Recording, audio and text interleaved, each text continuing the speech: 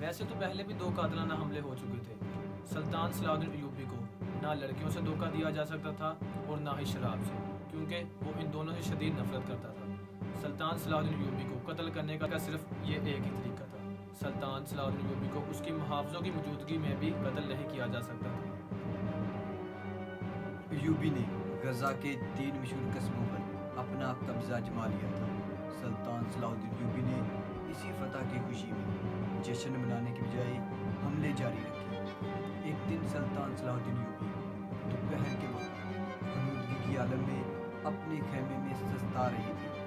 اسی دوران ایوبی کے محافظوں کا سپہ سالار کچھ دیر کے لیے وہاں سے چلا جاتا ہے تو ایک محافظ پردہ اٹھا کر خیمے کے اندر دیکھتا تو پھر ایک اشارہ کرتا ہے، جس سے دیکھ کر 3-4 محافظ اٹھ کھڑے ہوتے ہیں اور وار کرنے کے لیے ایوبی کی طرف بڑھتے ہیں۔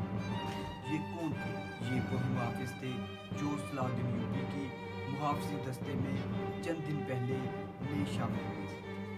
پہلا محافظ دبے پاؤں سلطان صلاح الدین ایوبی کے خیمے میں داخل ہوا۔ سلطان صلاح الدین ایوبی سو رہے تھے۔ محافظ نے اپنی کمر بند سے خنجر نکالا اور ایوبی کے سر پر وار کیا۔ فاسی پگڑی ہونے کی وجہ سے سلطان صلاح الدین ایوبی پر وار ناکام ہوا۔ ایوبی بجلی کی تیزی سے اٹھتا ہے اور ایک وقت میں 3 محافظوں کا مقابلہ کرتا ہے۔ ان میں سے 2 کو واصل جہنم جا دیتا ہے۔ ایک کی گردن پر تلوار رکھ لیتا ہے اور پوچھتا ہے کہ تجھے کس نے بھیجا ہے؟ تیرا تعلق کس قبیلے سے ہے؟